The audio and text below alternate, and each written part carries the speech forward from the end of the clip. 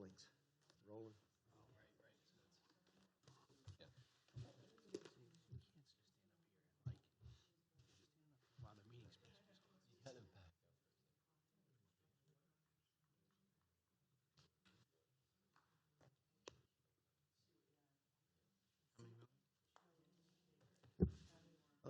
Good morning.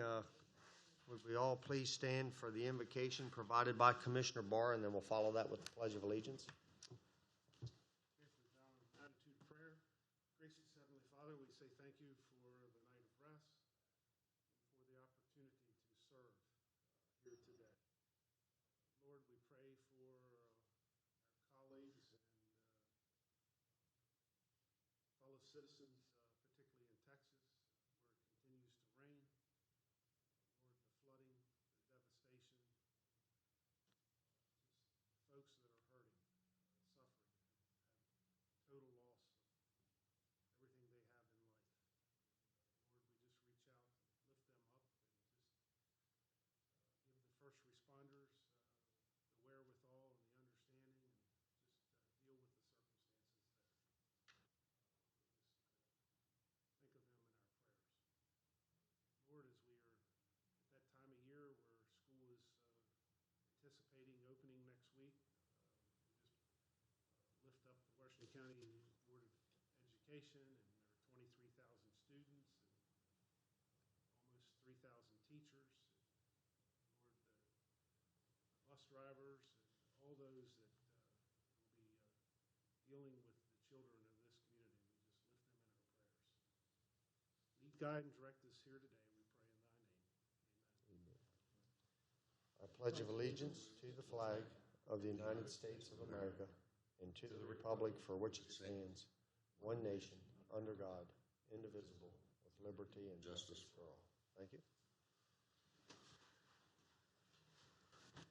I'd like to call the August 29th, 2017 Washington County Board of County Commissioners meeting to order.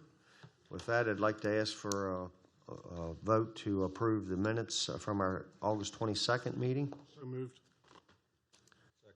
Motion is second approval of those minutes. Any further discussion? All those in favor signify by saying aye. Aye. Opposed? 5-0. Commissioners' reports and comments. Commissioner Myers. Commissioner Barr. Two quick things. We did, most of us attended the new teachers orientation last Tuesday at the actually conclusion of our day. And it was a good turnout, and we wish all the new teachers the very best. I think there's 115, 120 new teachers this year.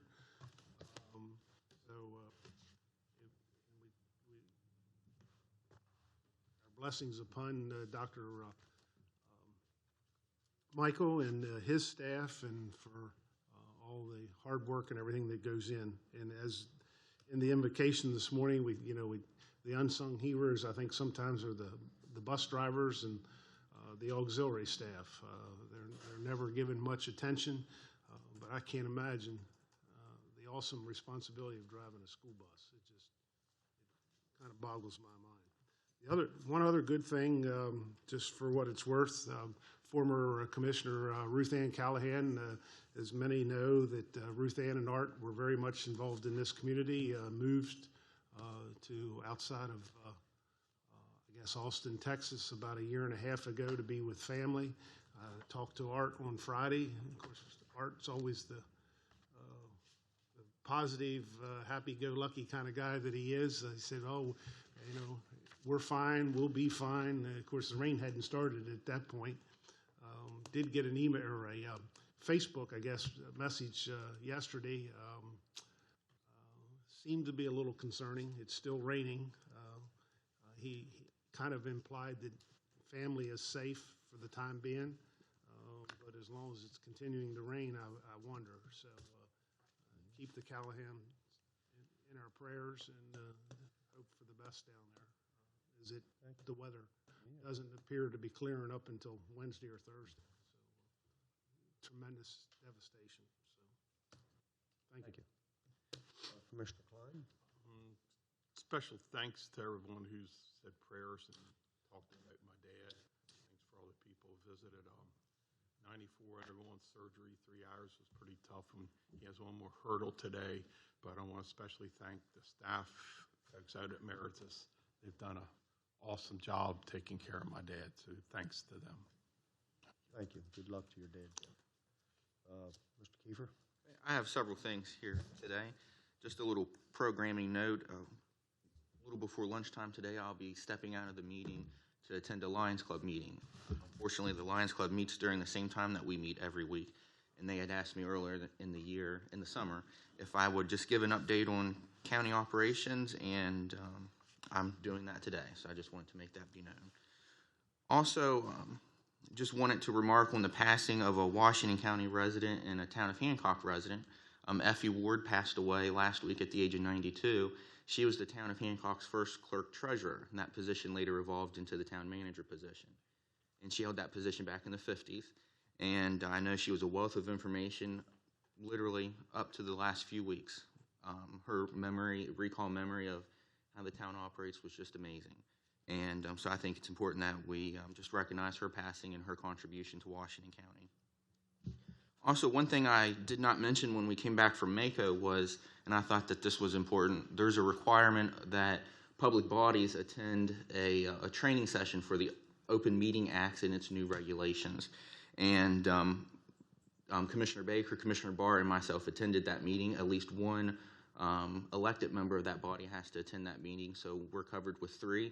There's also an option to take that training online, so if anyone else wanted to, but I brought back copies of the slideshows and the lecture that was presented to us for everyone else who didn't attend that.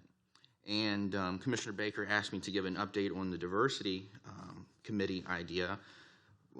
Commissioner Baker, myself, Vicki Lum, our county clerk, met with 2 folks last week, Zuni Miller and Arthur Hicks. And each had approached us separately about the possibility of a diversity committee. We did meet last week just to have that first conversation. We really didn't get much further than that. They kind of shared their ideas, and we shared our ideas. And they've been tasked with writing their ideas down into, I guess, the form of a, what's the word I'm thinking of here? A mission statement. That's right. So they will be working on that and kind of the bylaws for how they envision it. Of course, everything's subject to our approval, but that's the direction that we've headed. So I just wanted to report on that as well. Thank you. And to follow up on that, when you send out information on that committee and the people, do you send that to all the commissioners? Okay. You're going to reach out to MACO office about their, Vicki was able to secure those bylaws for the MACO's committee. wonderful. Okay. I'd like to say Craig Rice was agreeable to come up in a subsequent meeting if you would like to. Okay. And I think it was mentioned a little bit in there, and I think they were in favor of reaching out to MACO. Absolutely. Diversity Committee. So. Okay, any other commissioner comments? Okay, you guys touched in on my comments. I'd like to wish the teachers and the school board a successful year, as well as thank Wayne for the report on the diversity committee. Okay, reports from county staff. We have any staff here in the audience that would care to provide a report today? Okay, now we'll go to Mr. Slocum. Thank you, President Baker. I just wanted to give you a heads up. Obviously, next week there is no meeting because of the holiday. However, on the 12th, we will begin the fall tour of some of the town evening meetings. And on the 12th at 7 p.m., we begin with Town of Keyneville. And on the 19th at 7 p.m., we go to Sharpsburg. And the 26th, we will be at 4:30, have a meet and greet with Landco Penland out there. On our way to then Hancock Library groundbreaking at 6 o'clock. And or thereabouts, and then on the 26th at 7 p.m. in the town of Hancock for that evening meeting. So September has fairly busy with the evening meetings. October 10, excited to announce that we will be having a joint meeting with the city of Hagerstown, and at this venue as it's planned currently. Working on bringing tables in and closing this in to have a circular presentation and discussion. 7 p.m. on October 10th is the town of Smithsburg, and October 24th, 7 p.m. is the Morgansville-Ruritan meeting, as annually held. Thank you. Anything else? Thank you, sir. Thank you. Boards and commissions? One item. Several weeks ago, the commissioners authorized the acquisition of property, 14201 Pennsylvania Avenue. As part of the process of acquisition, the title insurance company requires that the commission pass an ordinance to approve the purchase of that property. The ordinance is prepared, and it would be appropriate to have a motion to approve that ordinance to acquire the property. And that's the property right across from Showwater Road.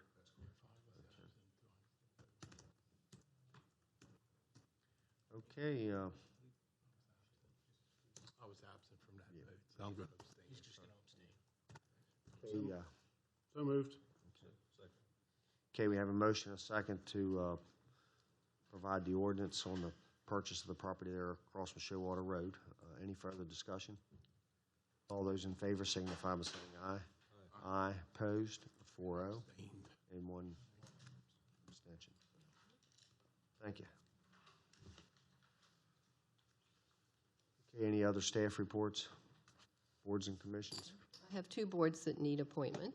The Local Management Board would like to appoint Kiana Cooper and Diana Fulcheron as community representatives to first 3-year terms, and to appoint Lori Riston to a first full-year term. She had been serving an unexpired term on the Local Management Board. So moved. Second. Motion and second for the approval of those individuals for those boards. Any further discussion? All those in favor signify by saying aye. Aye. Opposed? 4-0.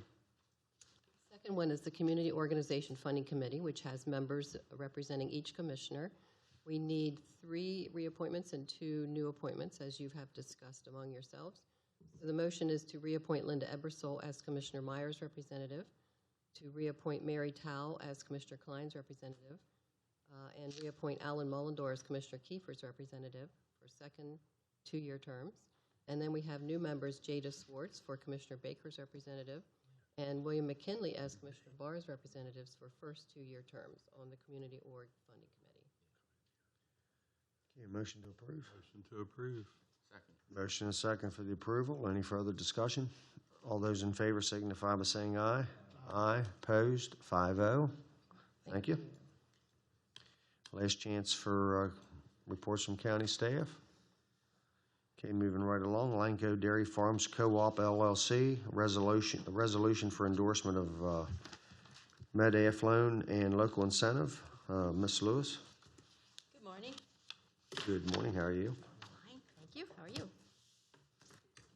The purpose of this particular session item today is to approve the resolution for endorsement of the State of Maryland's $225,000 conditional loan from the Maryland Economic Development Assistance Authority Fund, otherwise known as MEDAAF, to Landco Dairy Farms Co-op, and for the county to provide a matching conditional loan of $180,000.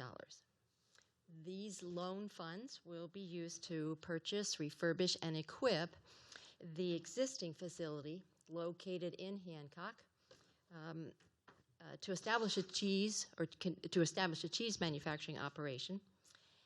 They will be separating milk and condensing materials to make mozzarella and provolone.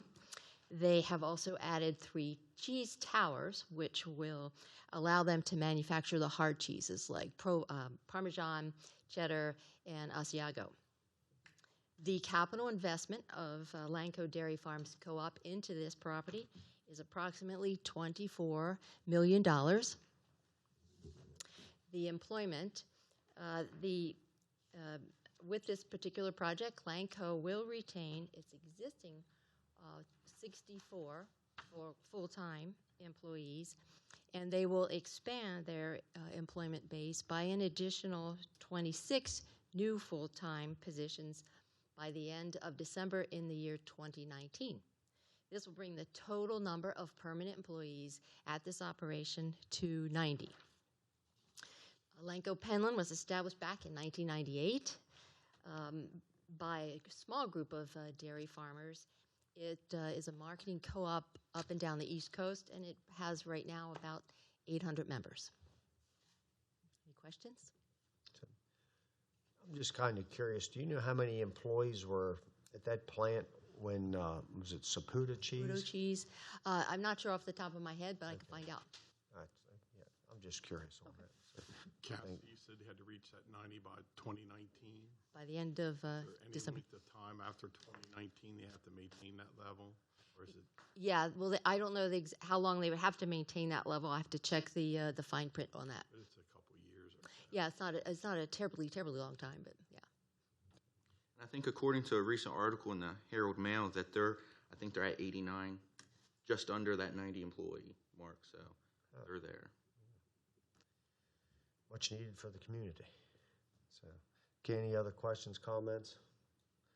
Motion to approve is recommended. I'd like to make a motion to approve the conditional loan guarantee for Landco Penland. Need a second. Okay, I'll second the motion. okay, we have a motion and we also have a second. Any further discussion? Yeah, I do. I think this is important for the Hancock community, despite any concerns that were behind the scenes in the past. Creating and making these jobs happen are important for not just the county, but the Hancock citizens in the area. So therefore, I am supporting this project. Thank you. Well said, Commissioner. Thank you, Terry. Okay, we have a motion and a second. Any further discussion? All those in favor signify by saying aye. Aye. Aye. Opposed? Abstain? Okay, we have 3-0 and 2 abstentions. Thank you. Thank you.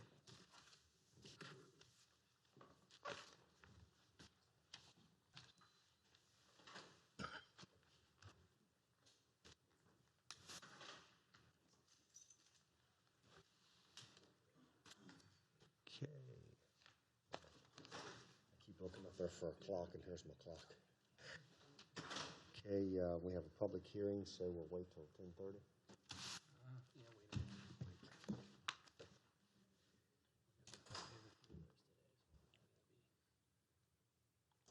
And which one? You know, this is heck. When you have knee surgery and your back hurts more than your knee. I can't make this up. Rich.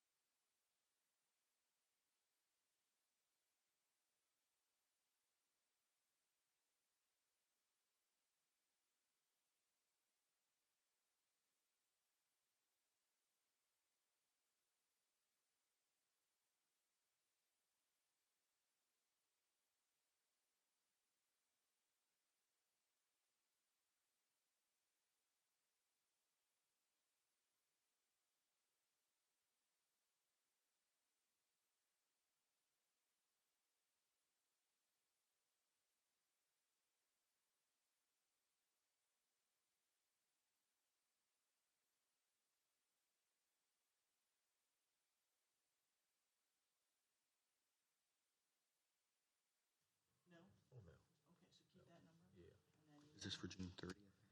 Yes.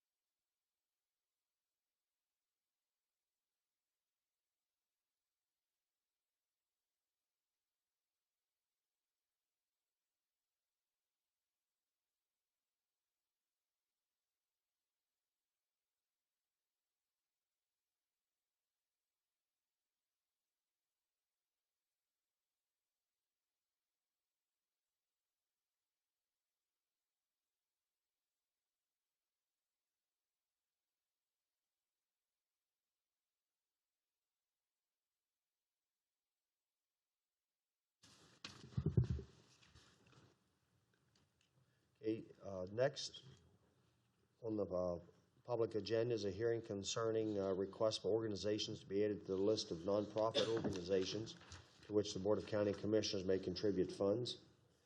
The purpose of this hearing is to hear public testimony concerning the matter. Procedure is as follows. We'll first have staff introduce the matter, after which the hearing will be open for public comment and testimony. Each speaker will be given a maximum of 3 minutes to testify. After everyone who wishes to speak has done so, the hearing will close. The commissioners may then discuss the issue and take any action that they deem appropriate, including adoption or rejection of the proposal, or they may take the issue under advisement and deliberate at a later date. Now I'd like to ask our county attorney, Mr. Martirano, to please introduce the matter. Thank you, Mr. President. As Commissioner Baker mentioned, this is a public hearing relating to requests for organizations to be added to the 1108 list. Section 1108A of the Code of Public Local Laws states that the Board of County Commissioners may contribute annually to the care, operation, maintenance, or capital expense of certain nonprofit organizations in Washington County if the amount is included in the regular annual budget of Washington County for that fiscal year. 1108C of the Code of Public Local Laws states the county commissioners may add to that list of such organizations on application by a qualifying organization and after a public hearing. So that's what the public hearing is for today. We've had 5 requests. Ladders to Leaders, LTD, Presley Ridge Incorporated, also known as Presley Ridge, Court-Appointed Special Advocates of Washington County, Maryland, Inc., Hagerstown Fairgrounds Softball Association, Inc., and the Officer of Consumer Advocates, Inc. There are currently 105 organizations in Washington County on the 1108 list. Being added to this list does not assure or guarantee funding for these organizations. The decision is made separately as part of the community organization funding process and ultimately the budgetary process for the Board of County Commissioners. So those 5 organizations have requested to be added to the list, and that's what this public hearing is about today. Some of them are represented here today, and they may have some words that they want to share during the public hearing process. Okay, thank you. We'll now open the hearing for public comment. We have anyone here today that would care to come forward and tell us what you'd like for us to hear? No?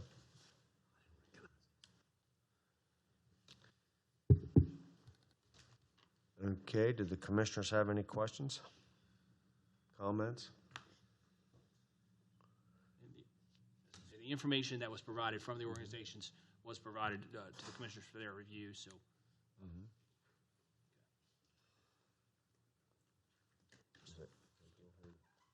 Okay, the public hearing is now concluded. Commissioner comments? Okay, would you care to move forward with adding the 5 today? I would agree with that. That's a motion. Second. Okay, we have a motion and a second to move forward to add the 5 organizations that were discussed. Any further discussion? All those in favor signify by saying aye.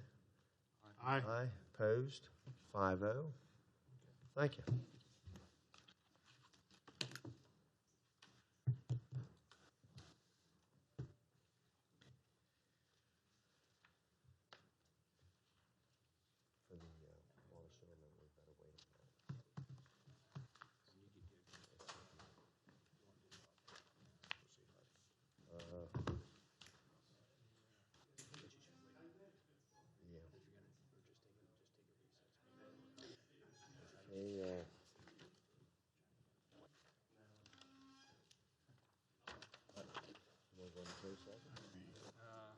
Too early. Okay, let's take a short recess. And we'll return back at approximately 10:50. that's what you just approved.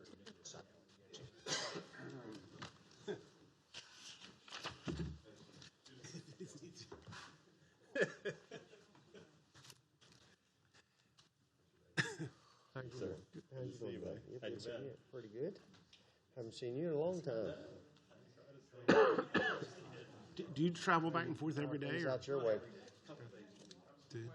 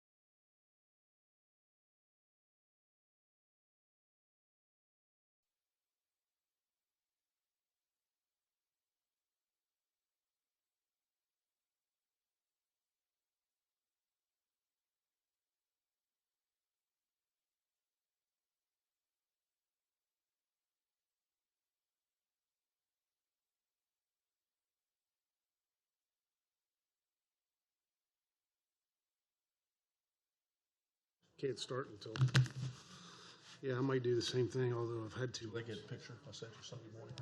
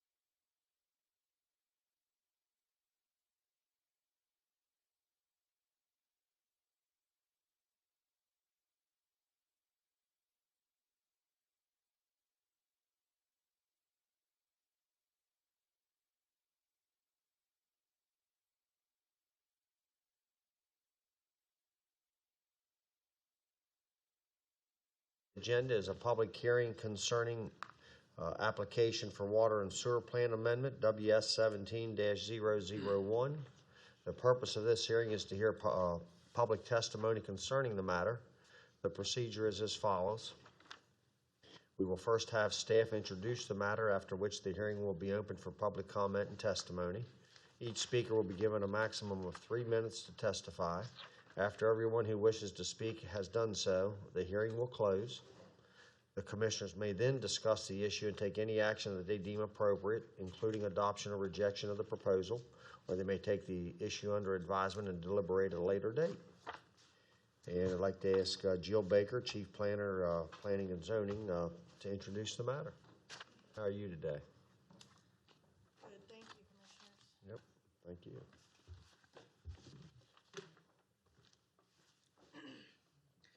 As stated, for review and public comment this morning is a request to amend the Washington County Water and Sewerage Plan that was adopted in 2009.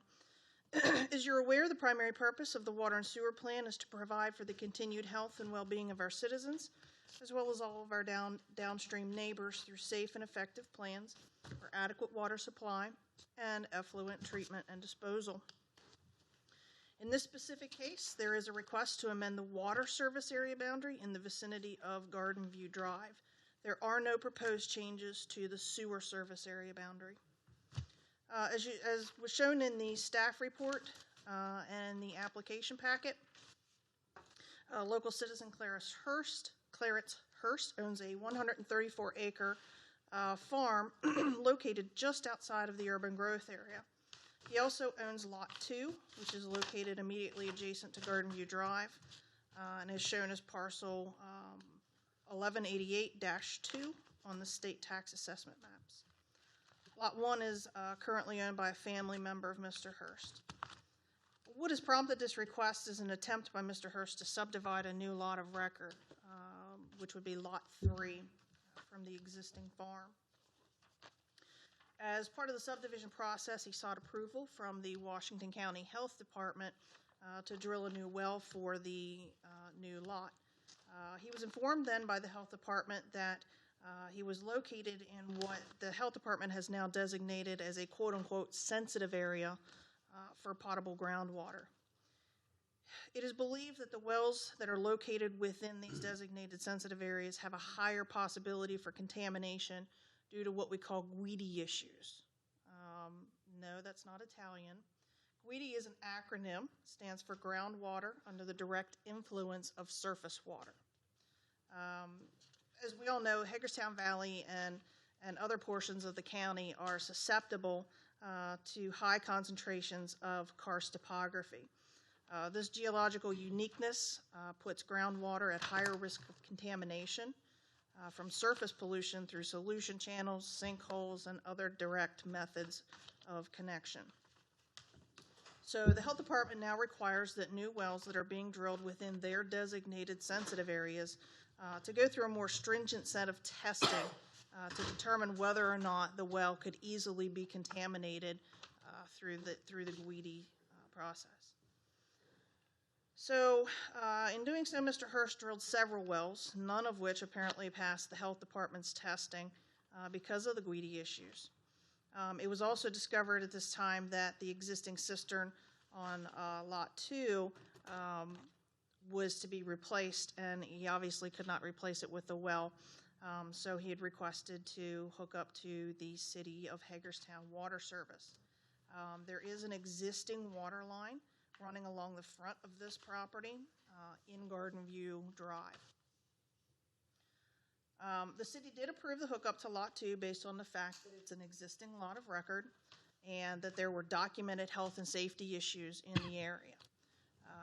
At first, the city denied his request for hookup to the proposed Lot 2 because it says, because they said that it didn't conform to the city's water allocation and annexation policies. So there was a discussion held. Mr. Hurst continued discussions with both the Health Department and the City of Hagerstown. And the City of Hagerstown then decided to draft and approve a new exemption to their water allocation policies for situations like Mr. Hurst, but on a very limited basis.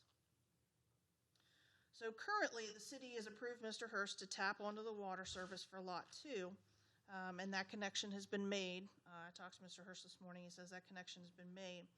However, the property, the Lot 3 property cannot be connected at this point because it's located outside of the county and city designated growth areas, and therefore outside of our water service area boundaries.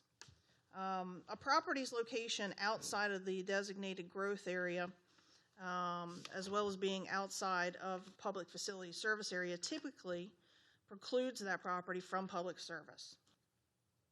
However, there are a few exceptions to this policy when dealing with the public and health and safety issues. Typically, we handle these in the water and sewerage plan by designating these areas what we call restricted use service. In addition to being limited to the areas outside of the designated growth area, there are also limitations and conditions. The first one is to provide service to existing uses or new uses on existing lots of record, which are directly adjacent to the right-of-way containing the water or sewer line. Number two, to provide service where sufficient supply is available to new subdivision lots that can be serviced without, by a line without extension, pardon me. With that comes the caveat that the density that's created from the subdivision cannot be greater than what would occur without the public facilities. That precludes people from trying to use this restricted use to tap on to gain more density where they really wouldn't have gotten it had they not have this restricted use.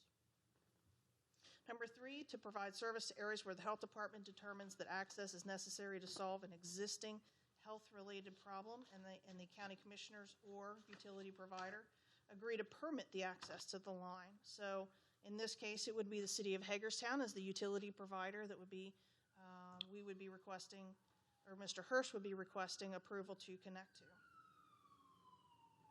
And lastly, to provide service to properties where a written agreement with the service providing agency executed prior to the restricted use designation obligates the service providing agency to provide service to a specific property or a specific use or provide a specific number of taps. Basically, that's us saying the city has to say it's okay and tell us how many taps are approved and any restrictions that would go along with that. Finally, the amendments to the water and sewerage plan are also required to be consistent with the policies and recommendations of the comprehensive plan. The comprehensive plan is explicit in detailing the need for these restricted use areas, such as this one, to service areas that have documented public health issues.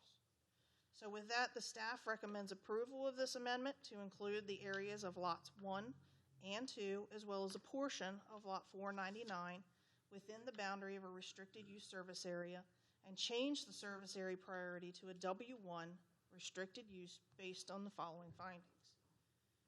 The requested amendment is consistent with the goals and policies of the adopted comprehensive plan for the county. The request for the access to public water facilities is based on a documented public health issue and does not seek to exploit the opportunity for development outside of the anticipated growth scenarios. The requested amendment is also consistent with the goals and policies of the adopted water and sewerage plan for the county. Those conditions that I had listed to you before have been met in the fact that there is, the request is for a public water facility that is directly adjacent to the right-of-way, which contains an existing public water line. It is also able to serve existing and proposed lots without extension of the existing line and does not increase the density above the permitted limit of the existing agricultural rural zoning, which is what this property is currently zoned. It is also based upon documented health issue. And finally, Mr. Hurst has executed a written agreement with the utility provider, in this case the city of Hagerstown, that the provider will permit access to the existing line. Lastly, the Planning Commission held a public input meeting on August 6, 2017 for the purpose of receiving input from affected property owners and approving agencies. There was no public comment offered. After the meeting concluded, the Planning Commission voted unanimously to approve the requested amendment. You will note that this project is typically off-cycle from what we historically do.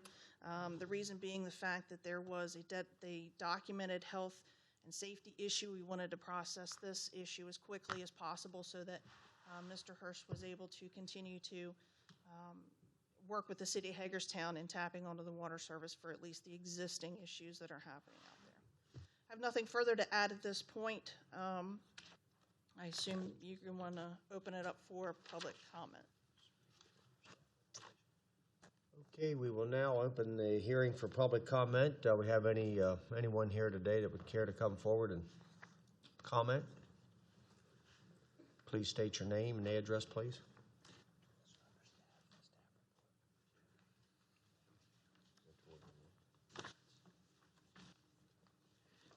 Morning. My name is Clarence Hurst, 17638 Garden View Road, Hagerstown, Maryland. Appreciate you men and ladies taking the opportunity for this public hearing today. I won't labor the fact. I appreciate working with everybody involved with this. Just a little bit of history, what we're trying to do. We own a 133-acre plus farm on Garden View Road, and we started a process trying to build a home for my oldest son and his wife and two of her granddaughters, which they're in the audience today, my daughter-in-law and two youngest granddaughters, with the goal of putting family together on the farm. And we have a little rental house at the end of the lane that we've renovated for one of our other children, and that one is the one that had the cistern in. And I thought it would be a very simple process. Used to be if you were close to the water, you could go to the water. And in fact, if you were within 1,000 foot, they forced you to hook up to water, which we come to realize was you couldn't. So we started drilling wells. And we were under the assumption with the health department that if we could produce a well in this county, you put a UV light on a well, which most of them have, you're also good to go. After spending about 20 grand in the ground and coming up with good tests other than fecal matter in it, we were then informed that no, that is not the process that this county is adopting, health department's adopting, that you cannot put a UV light on a well in a sensitive area, which has to be pure coming out of the ground. Information, again, I wish I would have known long before I spent 20 grand on wells that now have to be abandoned. So then I thought, well, we'll go to the city because the health department says you can't put a well in. The city says we can't give you water because you're outside the growth area. So we're sitting on a 133-acre farm that I can't build one house on, even though the airport overlay lays over top of it and says I could only build one if I could get water. So that started a process, unfortunately working with the city, as Jill shared with you. We were able to finally get the health department and the city to get in a conversation, and over a period of about 6-8 months, was able to come to an understanding that maybe some processes needed to be changed to look at this new enforcement of the sensitive area and how this affects real people and their lives and their families. And fortunately, the city council and the mayor, after a couple processes, was able to adopt the 9th exception to the water policy to move this forward, with the exception, as Jill said, 2 to 3 a year, allowing people in these type of situations to possibly, after jumping through some hoops, tap into that. At the end of that process, once we come out of that city meeting, I assumed I was good to go. I was ready to apply for permit, and Kathy shared with me coming out the door, she said, you know, you'll have to go to the county now and start this process. Little did I know that was also about a 6-month process of applying for the Planning Commission and going through a public hearing. If they would approve it, then moving forward to the county commissioners and going through another public hearing. And while I can appreciate the process of trying to protect ourselves, sometimes it seems like in these situations, red tape and regulation gets in the way of some common sense of people just trying to do something. I'm not trying to build a subdivision. I'm not trying to make a bunch of money. I'm just trying to put a family together on a family farm here in Washington County. So that's what brings us here today. In one side, I feel like I'm wasting a lot of people's time because of all the red tape everybody has to jump through to get something done. But I understand you men and women didn't make the red tape. I'm just talking to you as one person to another, say, anytime we get to this red tape, let's continue to work on it to find practical solutions to get around it. And hopefully through this process that we've made it maybe easier for some other families to find themselves in this same situation not being able to move forward because of what regulation seems to tangle us up in such a, in my opinion, sometimes unpractical way. But I thank you for having this public hearing. I would strongly encourage you to approve this so that we can move forward with trying to get a home built. Obviously, we are a couple years behind that. My goal is to try to get these granddaughters on the farm before they graduate so that we can actually have some family there together. So thank you for your time. Thank you. Any other citizens care to participate, comment? Commissioners, you have any questions, comments? Yeah, well, sitting on the Planning Commission, Mr. Hurst, knowing well, brought this in. I guess I want to go back to the comment about all the monies that he's had to spend, and the individuals, and don't take this wrong way, the people that can't afford to do what you tried to do. And I think that's very worthy to think about, the fact that how many people drill wells today in Washington County and don't have some type of contamination? And the answer is zero. It's just not there anymore, especially with the limestone.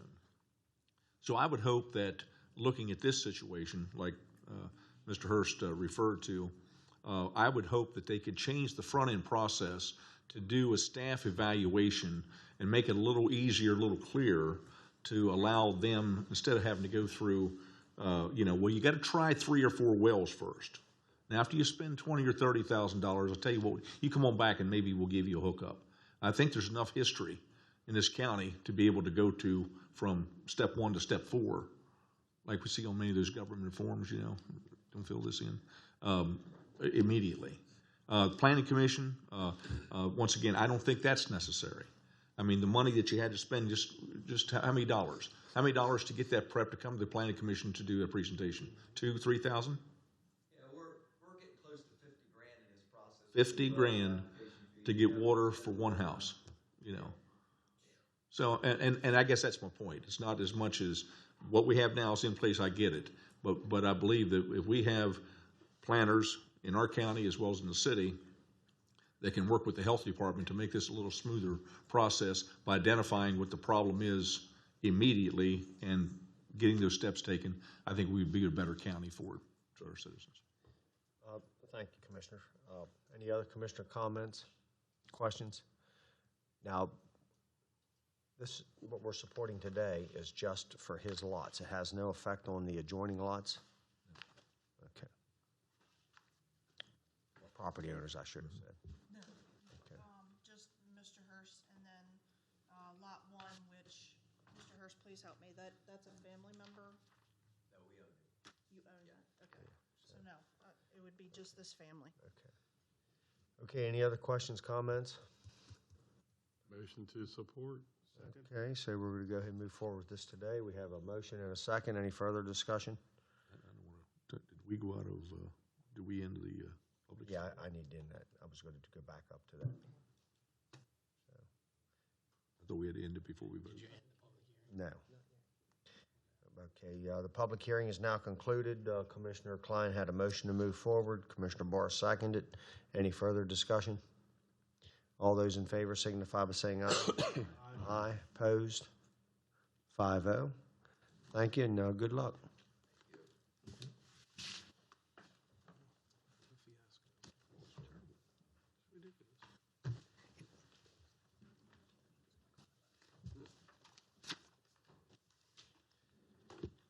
Okay, let's move to. Okay, we have a proclamation. This is payroll week, and Ms. Murray, CEO, Budget and Finance, the Washington County Board of County Commissioners. We have this to present. Any comments on payroll week? I have staff here. I have Daryl Brown, who's our accounting supervisor, Stephanie, that's our payroll manager, Stephanie Baker, and Kim Edlin, who's the finance director. Just we'd like to recognize September 1st as the National Payroll Week. Outside of the educational costs for the county, the payroll is our largest county expenditure, representing about 50% of all of our operational expenditures. We'd like to acknowledge that it takes a countywide effort in order to compensate county employees for a job well done and to ensure the proper payment to all of our employees. Our payroll manager, Stephanie Baker, helps generate over $1 million in income tax revenue to the local economy.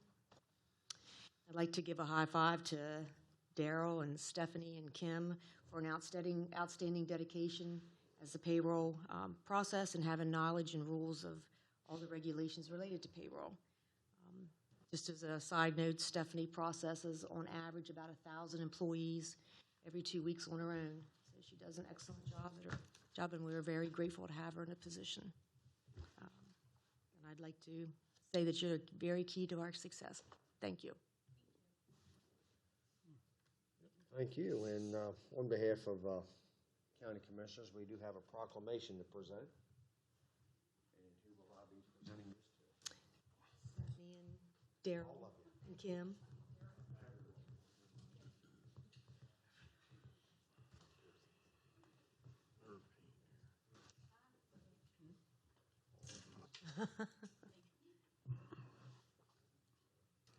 Again, this is payroll week, September 3rd through September 9th. That's when it will be. Whereas the American Payroll Association and its more than 21,000 members have launched a nationwide public awareness campaign that pays tribute to the more than 150 million people who work in the United States and the payroll professionals who support the American system by paying wages, reporting worker earnings, and withholding federal employment taxes. And whereas the payroll professional in Washington County, Maryland, play a key role in maintaining the economic health of the county, carrying out such diverse tasks as paying all employee payroll, providing information for child support enforcement, and carrying out the tax withholding, reporting, and depositing.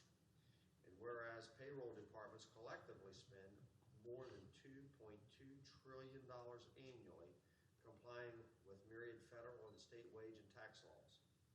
And whereas payroll professionals play an increasingly important role ensuring the economic security of American families by helping to identify non-custodial parents and making sure they comply with their child support mandates. And whereas payroll professionals have become increasingly proactive in educating both the business community and the public at large about the payroll tax withholding systems. And whereas payroll professionals meet regularly with federal and state tax officials to discuss both improving compliance with government procedures and how compliance can be achieved at less cost to both government and businesses.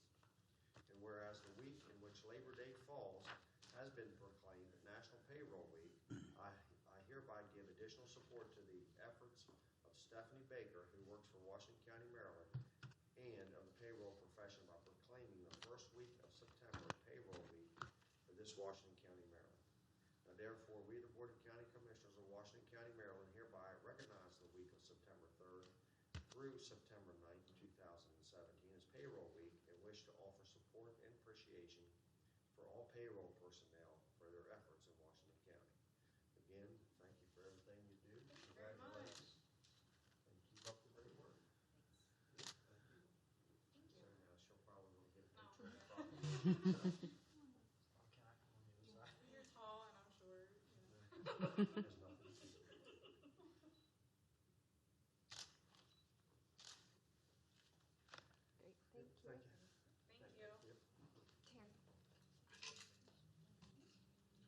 Commissioners want a photo op?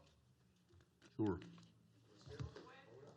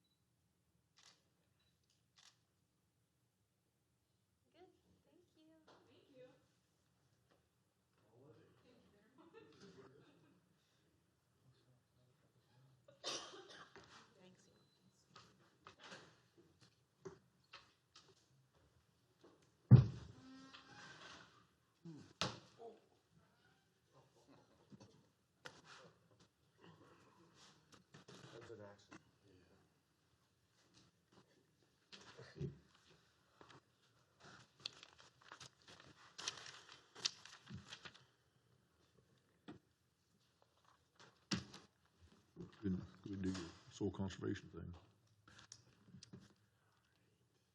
They're here. We'll move down to that. Elmer, you waiting on anyone else? Ed Schreiber from the Home Builders Association was going to attend. Okay, you okay starting Yeah, we can. without him? Yeah. Okay, Washington County Soil Conservation District, fee increase for erosion sediment control, plan review services. Mr. Whibley, how you doing? I'm doing fine. How about yourself? Good, good. Thanks for allowing us to come to you today to present our request for a fee increase for our what we call our urban program. As you know, we focus on all areas of conservation in the county. We have a very strong agricultural program, as well as our urban program, which handles all the erosion sediment control plan review and approval. We also have an inspection program related to that.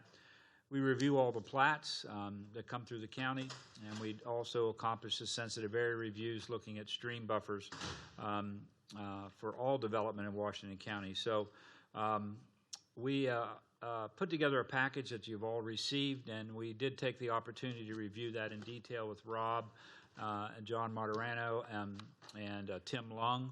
So we've been through the financials with that, but our position has always been that we need to operate a very efficient program with the minimum number of staff required to get the job done with excellence.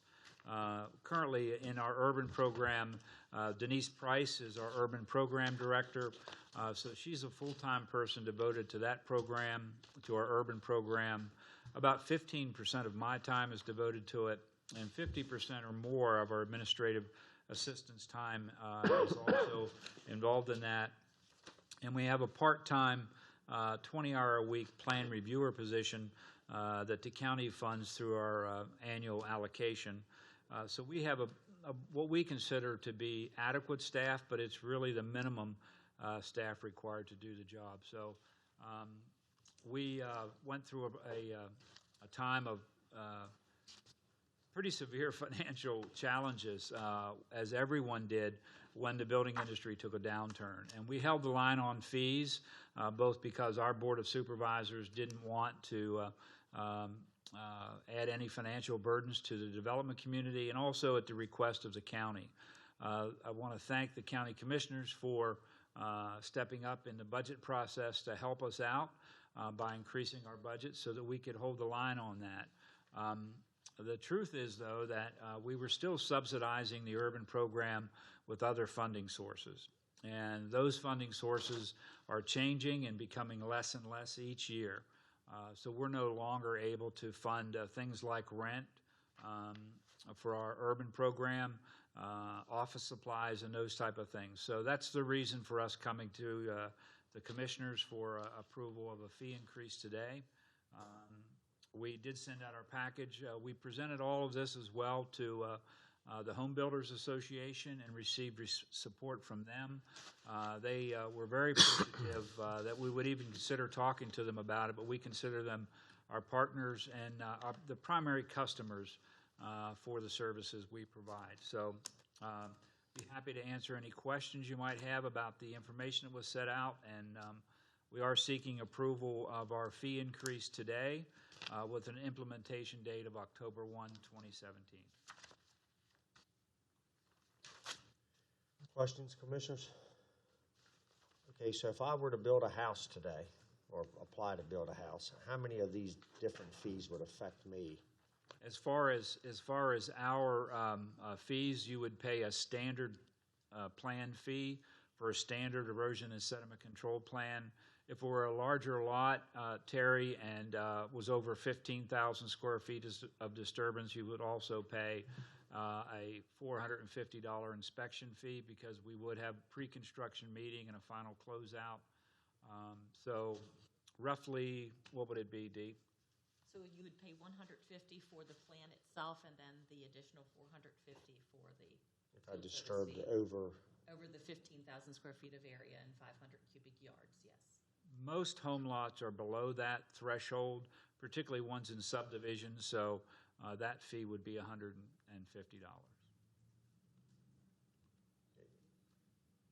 So if my lot size 3 to 5, 10 acres, I could still keep my disturbance under 15,000? That's exactly right.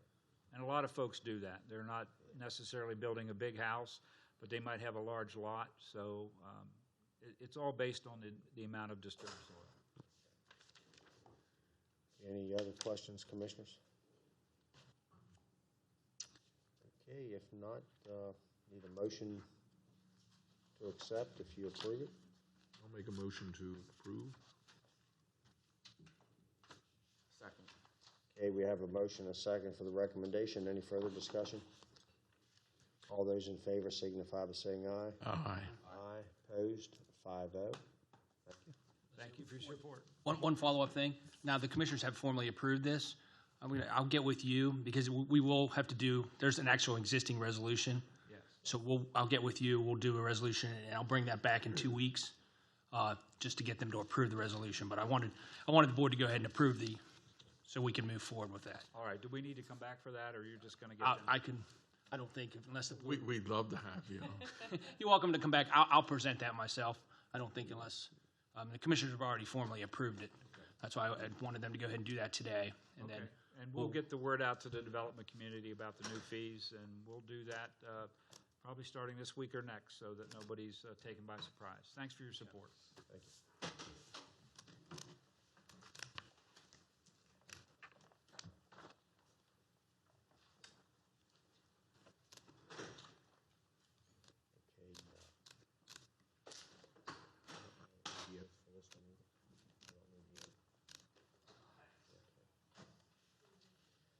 Okay, next on the agenda is a public hearing concerning modification of certain landfill user fees. The purpose of this hearing is to hear public testimony concerning the matter. The procedure will be as follows. We will first have staff introduce the matter, after which the hearing will be open for public comment and testimony. Each speaker will be given a maximum of 3 minutes to testify. After everyone who wishes to speak has done so, the hearing will close. The commissioners may then discuss the issue and take any action that they deem appropriate, including adoption or rejection of the proposal, or they may take the issue under advisement and deliberate at a later date. Now, I'd like to ask Ms. Pipple Joy Pipple and Dave Mason to introduce the matter. How are you two today? Wonderful. Good morning. Thank you. As Commissioner Baker stated, this is a public hearing for the proposed addition of a new landfill tipping fee category for the 40 West landfill. The new rate category is $40 per ton for any hauler who delivers 10,000 tons or more of residential waste to the 40 West landfill for disposal in 1 fiscal year. All waste must be generated in Washington County per county policy. Staff is proposing this rate in an effort to generate additional income to the solid waste funds. During the economic downturn, the county solid waste volume reduced due to a reduction of waste being generated by residential and commercial users and haulers taking waste to other private landfills for disposal. This has caused the Solid Waste Enterprise Fund account to be operating at a shortfall, utilizing reserves to balance the budget. Previously, the county had implemented a bulk rate category for haulers in bringing in 1,000 tons per year or more in 1 fiscal year to the county at $45 per ton with a positive increase in waste coming into the landfill. That category would still remain. As a method of increasing the volume of waste to the 40 West landfill, increasing income to the solid waste budget, staff is proposing this new category for bulk users bringing in 10,000 tons or more a year. The impact to the landfill life from additional waste tonnage returning would be approximately 10 years over the remaining life of the landfill. Additional waste and income would not have a negative impact on the other landfill fees charged to the customers. Because the cost to process residential trash from bulk haulers is less overall than to process trash from individual customers using the permit program, the county can review the costs/fees separately in the solid waste rate model. The rate model has been updated by Budget and Finance to include this new category and has determined that the county can offer this new rate of $40 per ton for 10,000 tons or more in each fiscal year. All advertising has been in compliance with the Code of Public Local Laws, and we request the implementation of these fees be effective October 1st, 2017. Thank you. We will now open the hearing for public comment. Anyone wishing to testify, please come forward. Anyone here that would care to testify, please tell us what you'd like for us to know. How are you today? Great. How's everybody? Good morning. Good. Rodney. Rodney Tissue, city engineer for the city of Hagerstown. The city residents generate about 10,800 tons of trash a year. That's based on 2016 numbers. So this is of great interest to us. Our collection and disposal contract is currently being bid, and the bids are actually due next Wednesday. So what you're proposing in this modification actually allows haulers to be more competitive, especially on the disposal end, obviously, and that's good for us when it comes to bidding next week. It's good for the community and good for the residents of Hagerstown. So on behalf of the city of Hagerstown, I just want to say we support what you're doing, and we look forward to hopefully resulting in better prices for the collection and disposal of trash in the city. So thank you. Thank you. Anyone else care to testify? Commissioners have any questions? Public hearing is now concluded. Commissioners have any comments? Good idea. Okay, anyone care to make a motion to move forward? I'd like to move forward with this proposal. Second. Okay, I have a motion and a second to support the recommended motion. Any further discussion? All those in favor signify by saying aye. Aye. Aye. Opposed? 5-0. Thank you. Thank you.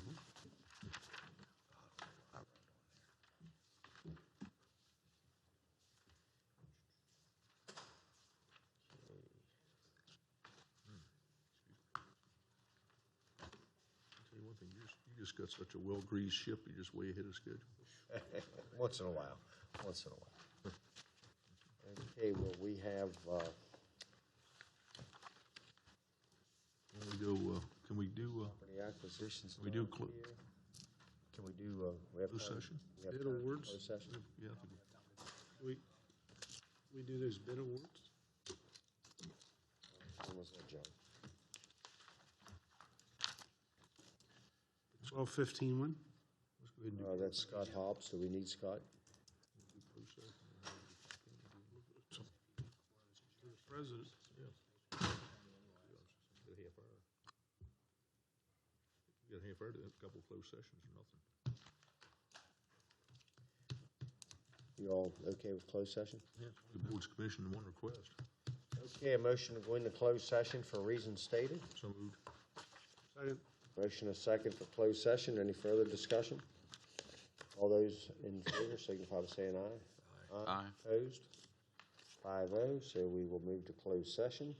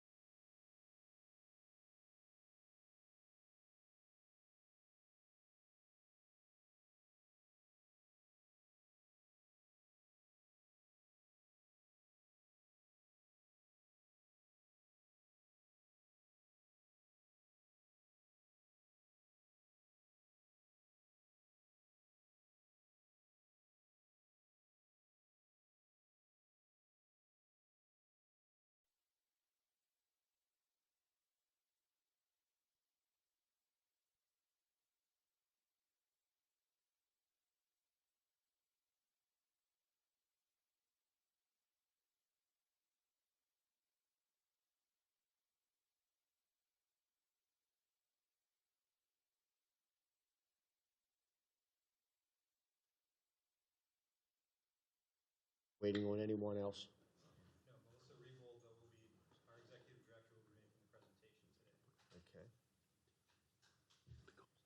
Okay, next on the agenda is United Way Alice Program Presentation and Day of Caring, Mr. Weldon. And he can introduce you. I don't have your name on my agenda. How are you today? Good, how are you? Good. A few things for you. Can we hand them out? Sure.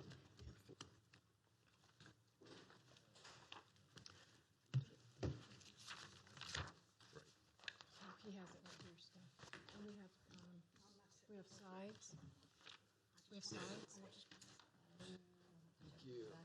Thanks, sir. Hey, Mark, I already have, yeah, mine's on my desk. Thanks. In relation to Rick Weldon in Frederick County? You ask that often? Okay. Rick Weldon's a great guy. So you might, hey, you might want to just sort of climb up and get some of the family members' names down, and that way you can just pretend. I'll have some T-shirts for you guys if it would be something that you would wear. Hi, Mr. Bowman. Good. Thank you for inviting us. Okay, just. We're waiting on slides, I believe, also to share with you. I'm Melissa Rebold. I'm the Executive Director with United Way of Washington County. Thank you so much for having us. It's been a couple years since we've given you an update, and we recently spoke with John Barr, and shared with him a couple of things that we've been involved in, and he thought it might be a great idea this year to give you an update. Can I add in at this point, Washington County government is a big participant in Day of Caring, and when Melissa and Mark and I met a week or two ago, I just wanted to reassure that Day of Caring is a very big part of county government, and also to let the citizens know that it's not a free day of goof off or what have you, but there's a lot of public service that goes into Day of Caring and outpouring of support across this community for a big need. So. That is correct, and we're in our 26th year this year. What we'll do is we're going to talk about Alice and about Day of Caring, but in order to get to that, we need to do a little overview of United Way. Your United Way is not just a fundraising entity. We are all about community impact, collective action, very similar to what I believe that the county does. We're working on quality of life together. What most people do believe is that we are a fundraising entity. And yes, we do workplace campaigns. We also raise monies through our residential, our public campaigning. But really our great work is seen in the community by everyday people working. And so you can see what United Way says. We fight for the health, education, financial stability, and basic needs of every person in Washington County. So we are a little bit different than what people believe. What I wanted to introduce to you is that United Way, yes, we are a nonprofit, but we also function as a business. We really have to have everything lined up. We're transparent. We want to make sure we have the right policies in place. And this year we underwent a strategic planning, and our focuses are for 5 imperatives. The number 1 up there is collective action. These aren't even really prioritized per se, but it is about collective action. That is who we are and what we do. The following 4 are what I term to say of how we do it. So yes, we raise money. Yes, we market. Yes, we collect data. We're going to talk a little bit about one of the data projects we worked on. And then engagement is all about volunteerism, advocacy, and the like. So collective action, imperative number 1. We are, I think, in the front of the line for funders who are working on collective action and community impact. We're really pushing the envelope on collaboration and partnership. We can do more with more people working together. We can be more efficient and effective. And also the monies will be invested a lot more wisely. This year, we do 3-year funding for our agencies. It's a competitive process, and this year we're up for education. for 3 years, and then 1 year is for basic needs, because that changes depending on the rank of need for whether it's homelessness, food, or the like. And we are looking for collaborations there. Of course, revenue, we already talked about that. Branding, it's all about making sure that we make the right decisions with the right information, and ALICE is the report we're going to really touch on. And then engagement, we do run what we call the Volunteer Washington County. It comes through our office, and that's part of the engagement. So we'll go right into ALICE. And we have a whole bunch of information in your packets. The first one is the colored page that's all about Washington County, and then the black and white pages are supplemental that I thought might be really helpful to you. ALICE is about the working poor. One of the things I like about the project is most people say they know who is homeless, who is poor, who is destitute, but really ALICE is a stereotype. It breaks the stereotype of what we believe and what we know. There are many people who are working, but yet are very much on the edge. And so it is ALICE is asset limited, income constrained, employed. Our county, more than 40% of our households are considered ALICE. 13% of that is made up of those who are impoverished, and that's based on the federal poverty level. So you can see where we have right there.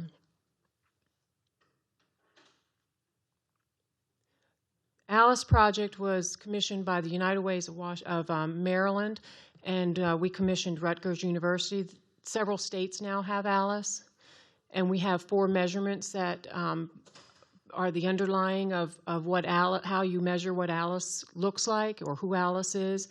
And the first 2 are household survival budget and the ALICE threshold. The information about all of this is in your packet. If I get into it, it gets into some pretty heavy technical stuff. But the bottom line is the survival budget is just that, survival. And then the income assessment, and then the income viability index. Number 4, the income viability index uses 3 measurements: housing affordability, job opportunities, and community supports. And community supports has to do with our quality of life. What I want to make sure that you see is that even though we do have a lot of nonprofits and social services here in Washington County, we still have a big issue. This is national, it's statewide, and it's definitely here in Washington County. Those that are the working poor work 1 or more jobs. They're in positions that are not flexible. So for me, in my position, I can come and go. I'm still able to do my job. But many of these that are ALICE are working in positions that they cannot leave their work. They can't work from home, that's for sure. And they're really struggling with just the day-to-day. And if you look at this graph, you'll see that even though they are working and they may get a little bit of help, there's a huge, huge gap that is causing them to continue to just barely survive. So there's just not enough support there.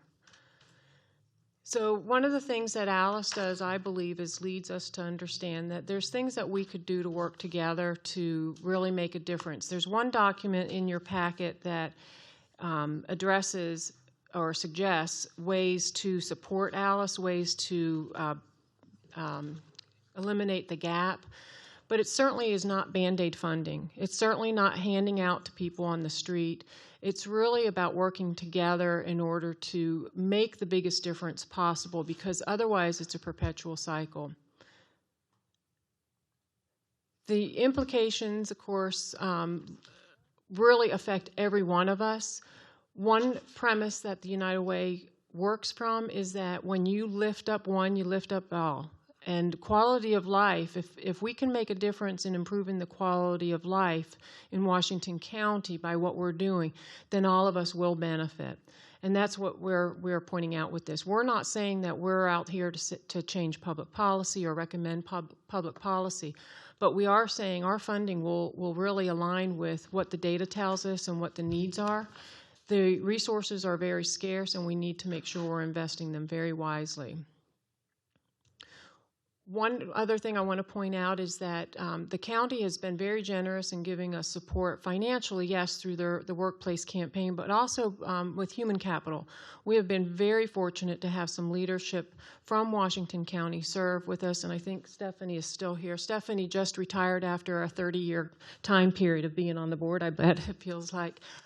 We have Sarah Sprecher on our board right now, and we also have Julie Pipple. I think she just reported to you. She is on a committee called Community Impact. Stephanie was instrumental on that.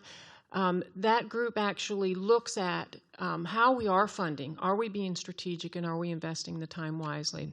And then I would be remiss if I didn't mention John Martirano's stint with us on finance, and we'll welcome you back when you have time.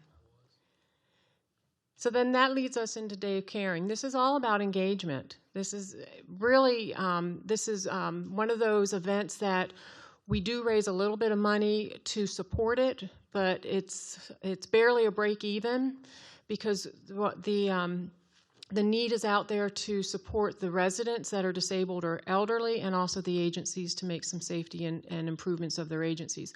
Our focus is on a lot of our residentials, where we have a lot of people that are in their homes, they own their homes, but they cannot afford to keep them up. So Day of Caring is really big about supporting our residents that are in their homes and keeping them in their homes.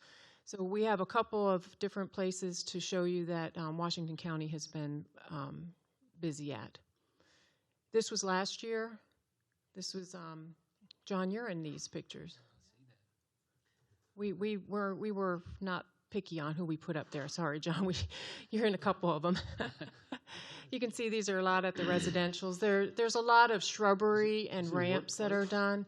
The shrubbery is not just to beautify the home, around the home, but it's a safety issue for individuals. So last year, I had gone on radio with Lou Scally, and I got back to the office, and the phone was ringing off the hook. We were talking about Day of Caring.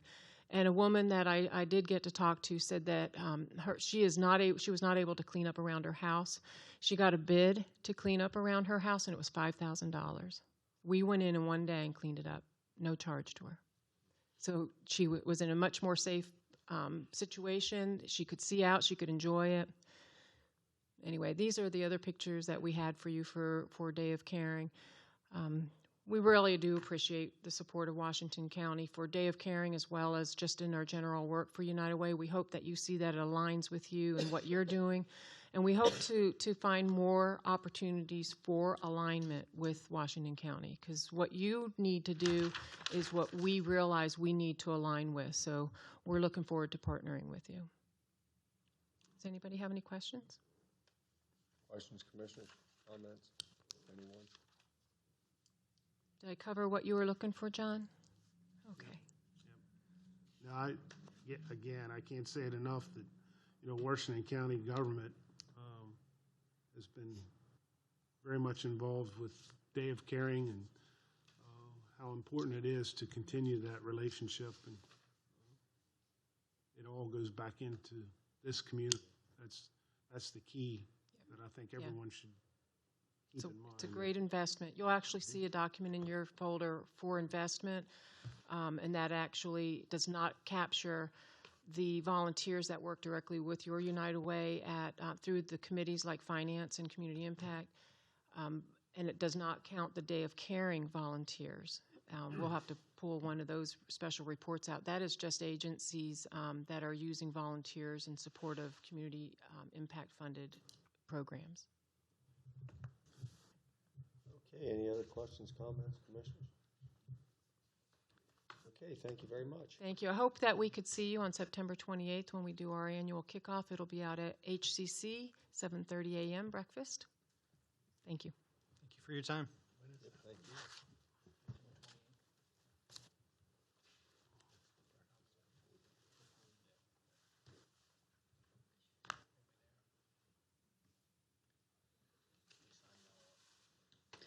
Property acquisitions for drainage improvements along Bottom Road at Route 68 in Williamsport. Ms. Small. Good morning. Good morning. How are you doing? Good, thank you. Today I'm here to present the property acquisitions along Bottom Road. I'm Susan Small, Real Property Administrator with Engineering Department. My recommended motion is to move to approve the option agreements for the easement acquisitions along Bottom Road for the purpose stated, and to adopt an ordinance approving the purchase of the areas and to authorize the execution of the necessary documentation to finalize the acquisitions. There are 3 properties in the area of Bottom Road that require perpetual drainage easements, and 1 requires a temporary construction easement to allow for the drainage improvements along Bottom Road. I have the 3 properties listed and the necessary easement amounts. The total fiscal impact would be $2,500, and this is a budgeted CIP project. Is submitted. Approved as submitted.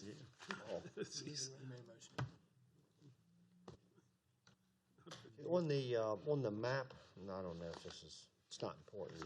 Mhm. I'm sorry. Did you already make a motion? I did. I didn't hear a second. So. I guess second. Now you have your. Motion, a second. Since you made the motion so quickly, Okay. now you can discuss it now. Okay, that's fine. I guess on that map, the Bottom Road drainage map, you have Yes. 14932 Clear Spring Road. Is that supposed to be the Bottom Road address? Well, it's a farm that actually the house fronts Clear Spring Road, and this is the back part of the farm. So the address, Where the church is at? I'm sorry, the church is on Clear Spring Road, yeah. The Pinesburg Mennonite Well, you're talking Church. about the farm back here. Yeah, the farm that's Yeah, further yeah, yeah. down Bottom Road. My apologies, I'm Mhm. sorry. Well, no, I thought you meant saying the that- strip for the, That's what I was looking at. See that one? Farm wraps around. yeah, yeah. So the farm wraps Right, around. it dog legs from Clear Spring Farm down wraps- to. okay, the farm This is wraps bottom off of- of- All down here. Yeah, Is this that's all- not, don't even worry, that's not even important. That was just. Okay, any other question? I have motion and second. Any further discussion?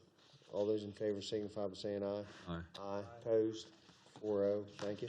Thank you.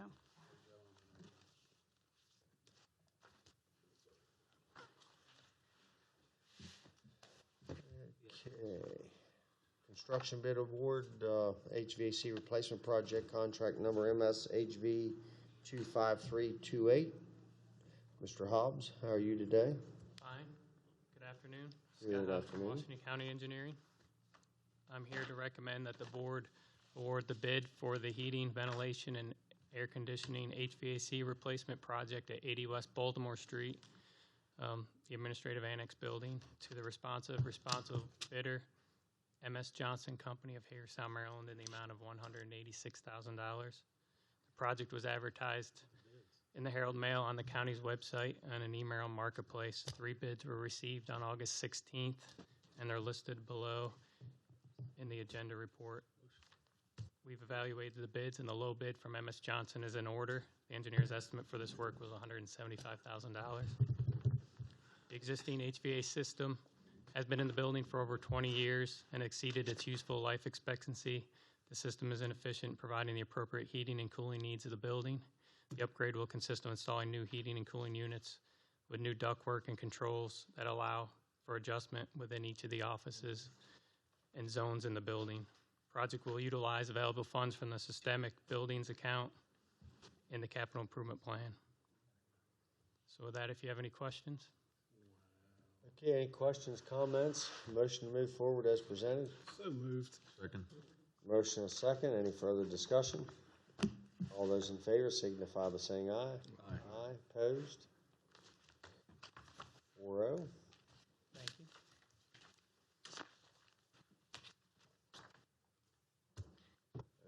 Okay, we have citizens' participation at 12:20. I think we gotta wait. You never know, Jim Devine might be running late. Okay, let's take a recess.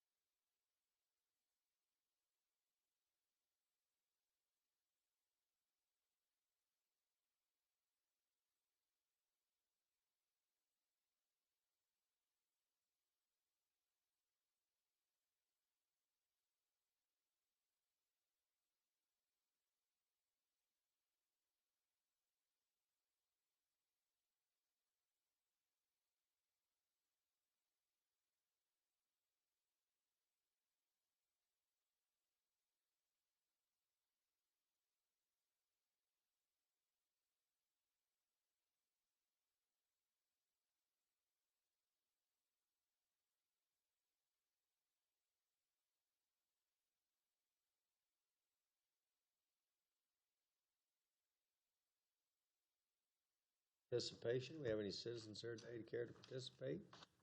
Sarah? Yes, ma'am. Okay, don't see any. We'll need a motion to adjourn. Moved. Second. Motion and second to adjourn. Any further discussion? All those in favor signify by saying aye. Aye. Opposed? 3-0. Thank you for another great day.